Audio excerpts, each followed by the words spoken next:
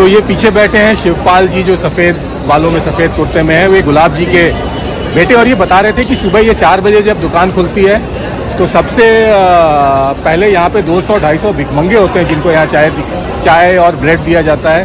फिर 11 बजे उनको खाना भी दिया जाता है।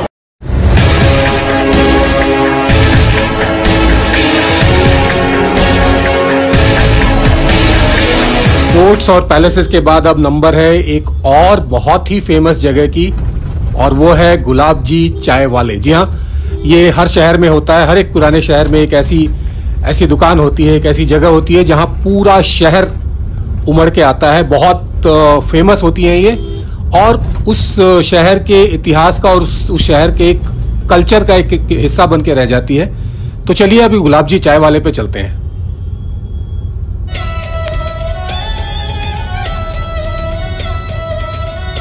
In 300 meters, turn right onto Me Road.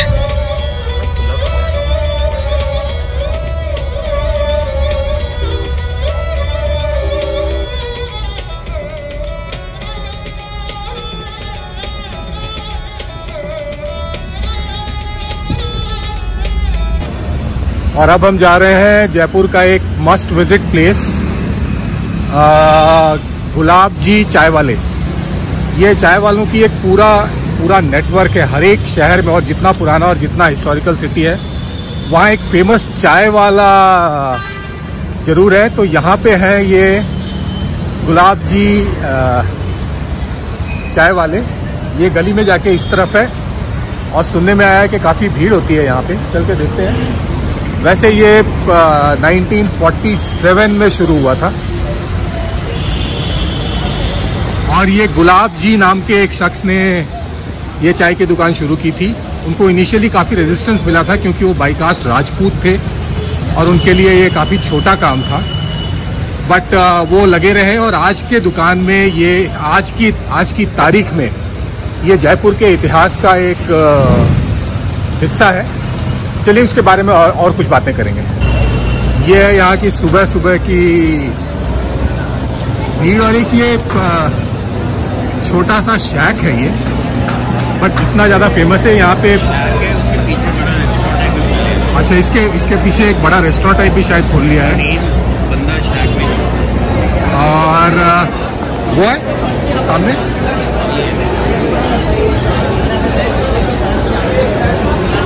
और ये है वो ओरिजिनल दुकान। हालांकि इसके पीछे अब ये तो एक बड़े लोग हो गए, इनका अपना एक चेन है, बट ये है वो ओरिजिनल शैक जहाँ से इसकी कहानी शुरू हुई थी। और ये अब तो बढ़ते पता नहीं कितनी बढ़ गई है। चलिए देखते हैं ये क्या है। खाली चाय 25 रुपये, कुल्हड़ चाय 30 रुपये, कॉफ़ी 30 रुपये, समोसा 25 रुपये, बन समोसा, बन कचौरी और इस तरह की चीज़ें। ये हर जगह जो चाय की फेमस दुकान है, ऐसी एक दुकान लखनऊ में भी है जिसको शर्मा जी चाय वाले कहते हैं, और वहाँ पे भी इतनी भीड़ होती है। हालांकि ये जगह थोड़ी ऑर्गेनाइज लग रही है।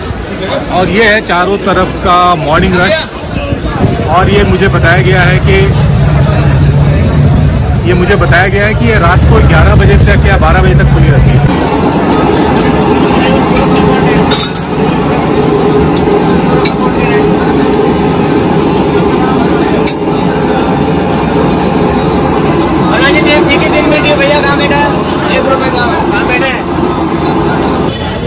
तो ये है गुलाब जी के सुपुत्र मिस्टर शिवपाल सिंह। इनके पिताजी ने 1947 में ये शॉप शुरू की थी, और काफ़ी रेजिस्टेंस था क्योंकि ये राजपूत हैं और राजपूतों के लिए काम छोटा माना जाता था, पर वो लगे रहे। और बहुत सारी कहानियाँ जुड़ी इनका। इनफैक्ट इस शहर का इतिहास ही इसके साथ, इस शहर के इतिहास के साथ ही जुड़ गया है। मैं इनसे मुलाकात हुई, मुझे बहुत खुशी। मैं जानना चाहूँगा कि यहाँ पे कैसे चलता है ये काम। यहाँ पर सुबह मॉर्निंग में सुबह 4 बजे करीबन दुकान खोलते हैं अपन। 4 बजे। आज कम से कम 30-40 साल से जो है सारा लोग है, तो मॉर्निंग में फ्री चाय है, जो भी अवेलेबल कोई नाश्ता हो, ब्रेड टोस्ट है, ब्रेड हो, बंद हो, सुबह 6 बजे उनको फ्री है। उसके बाद में 11 बजे उनका फ्री है। उन्हीं का आशीर्वाद है जो आज आप देखने को मिल रहा है। तो ये रात को 12 बजे तक दुकान खुली रहती है?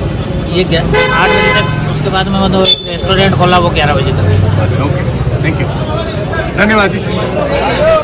तो ये पीछे बैठे हैं शिवपाल जी, जो सफ़ेद बालों में सफ़ेद कुर्ते में है, वे गुलाब जी के बेटे। और ये बता रहे थे कि सुबह ये 4 बजे जब दुकान खुलती है तो सबसे पहले यहाँ पे 200-250 भिखमंगे होते हैं जिनको यहाँ चाय और ब्रेड दिया जाता है।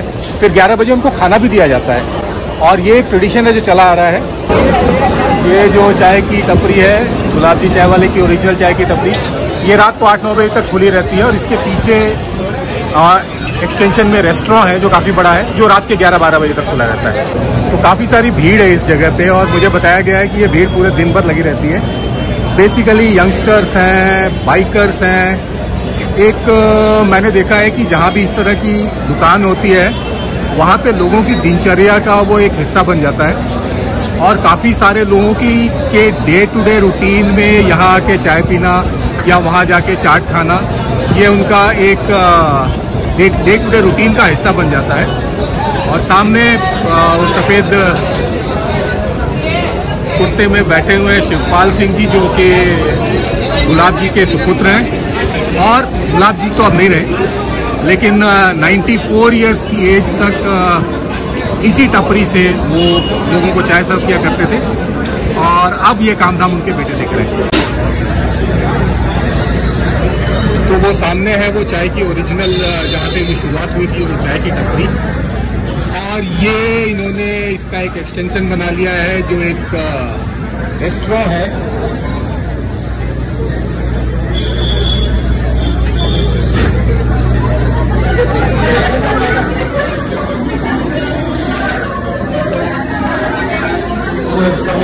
और ये है उस रेस्टोरेंट के अंदर का व्यू।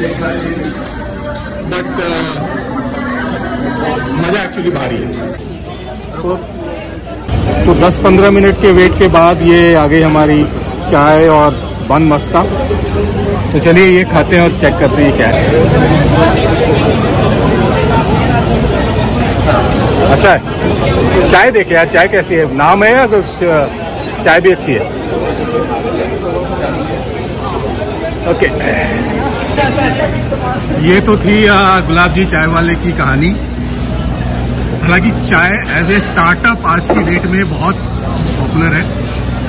बहुत सारे IIM ग्रेजुएट्स हैं जिन्होंने IIM छोड़ के चाय की दुकानें शुरू की हुई हैं और वो काफ़ी सक्सेसफुल हैं। मैं कहीं पढ़ रहा था कि अभी इंडिया में जो सबसे सक्सेसफुल चाय वाला है वो पुणे में है, एक यंगस्टर है। और उसकी मंथली इनकम तकरीबन 12 से 15 लाख रुपए है, बिल्कुल बेसिक मेन्यू और चाय के साथ। तो चाय इज लार्जली पीने वीने को तो सब ये एक जैसी ही लगती है, थोड़ा बहुत का फर्क है, बट एक कल्चर के साथ जुड़ जाता है, एक लाइफस्टाइल के साथ जुड़ जाता है और वही इन दुकानों को बड़ा बनाता है।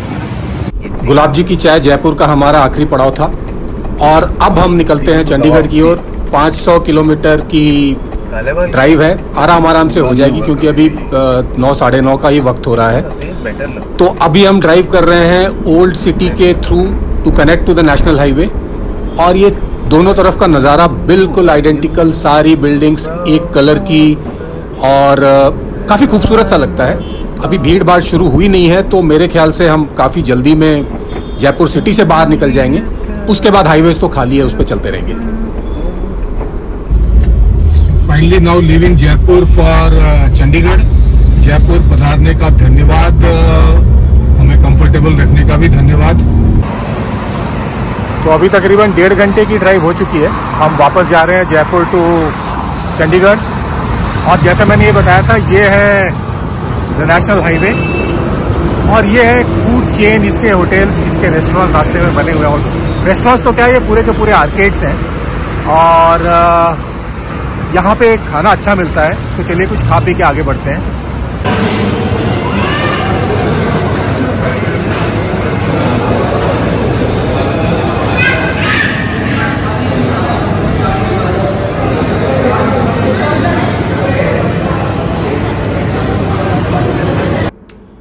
ये नया एक्सप्रेसवे है, कोटपुतली अंबाला नेशनल हाईवे, कोटपुतली राजस्थान में है, अंबाला ऑफ कोर्स हरियाणा में है। और ये 250 किलोमीटर से ज़्यादा लंबा है, ग्रीन फील्ड है।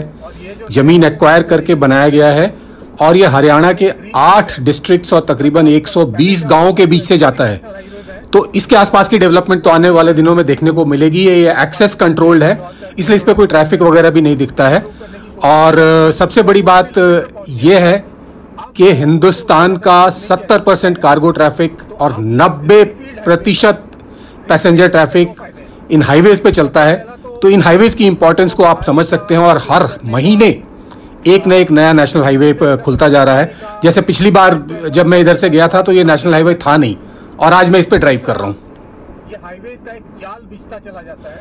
आप लोगों को में से जो लोग इस इलाके को के बारे में जानते हैं उनको ये पता होगा कि पहले अगर आपको अंबाला जाना हो जयपुर से या दिल्ली से, तो रास्ते में बड़े बड़े शहर आते थे, पानीपत, सोनीपत, करनाल, कुरुक्षेत्र, और ट्रैफिक दुनिया भर का। पर अब इस हाईवे के खुलने के बाद एक और अल्टरनेट आ जाता है, और ये जो 250-300 किलोमीटर की जर्नी है, 100 किलोमीटर की स्पीड लिमिट होती है इन पे, तो आप 4 से 5 घंटे में आराम से पूरा कर सकते हैं।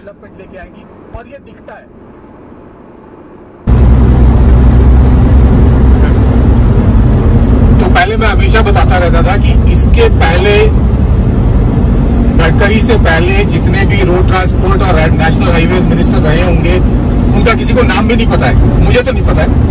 आमतौर पे मेरे को ऐसा लगता है प्राइम मिनिस्टर ने अपने पास ही रखा हो गया ये पोर्टफोलियो, और एक ये बंदा आया है और उसने नेशनल हाईवेज की कहानी को मिटा के नए सिरे से लिख डाला है। अब ये ऐसे हाईवेज पे अगर आप चलेंगे तो आपको देश पे घमंड होगा कि नहीं होगा। ये आ रहा है पहला टोल, एक्सपेंसिव होगा ये मेरे ख्याल से 350-400 इस तरह से कुछ रुपए लगेंगे। बट चलो इट्स वर्थ इट। अगर ऐसे हाईवे पे आप ड्राइव कर रहे हो तो इतने डिस्टेंस में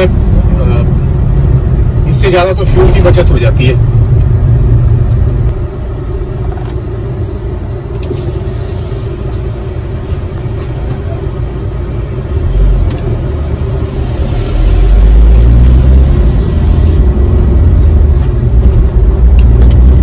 हाईवेज की सबसे बड़ी प्रॉब्लम यह है कि इन पे ट्रैफिक नहीं है और ये बिल्कुल सीधी जाती है और लैंडस्केप बिल्कुल नहीं बदलता। अब ये मेरे बाजू में जो यंगस्टर है ये तो सो जाएगा, और मुझे अभी ड्राइव करना है तकरीबन 400 किलोमीटर। तो मैं वो करता हूँ जिसका मुझे शौक है, मैं शायरी सुनता हूँ। और आपसे मिलता हूँ अगले वीडियो में। उसके पहले आप ये एक अच्छा सा शेर सुन लीजिए और मैं आपसे मिलूंगा अगले वीडियो में। तब तक के लिए जय हिंद, जय भारत, वंदे मातरम। ये जो मैं होश में रहता नहीं तुमसे मिलकर, ये जो मैं होश में रहता नहीं तुमसे मिलकर, ये मेरा इश्क है तुम इसको नशा मत समझो। रात आता नहीं सबको ये मोहब्बत का मरज, मेरी बीमारी को तुम अपनी दवा मत समझो।